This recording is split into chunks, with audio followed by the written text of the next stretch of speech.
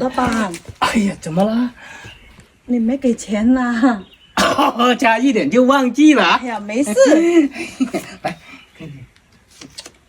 老板，呀，怎么了？你怎么就给我100啊？不是说好了700块钱1分不能少的吗？忘记了，这个月啊，我还没发工资，就100块钱啊。下个月吧，发工资再一起给你吧啊。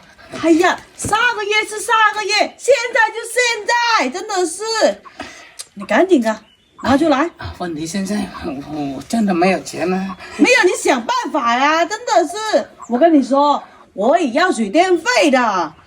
你这样的话，每个月都像你这样的话，我怎么做生意啊？哎呀，问题是，我都说下个月发工资一起给你了，又不会少你，我们都是老熟客了，是不是？啊，老板就行好。下个月先吧。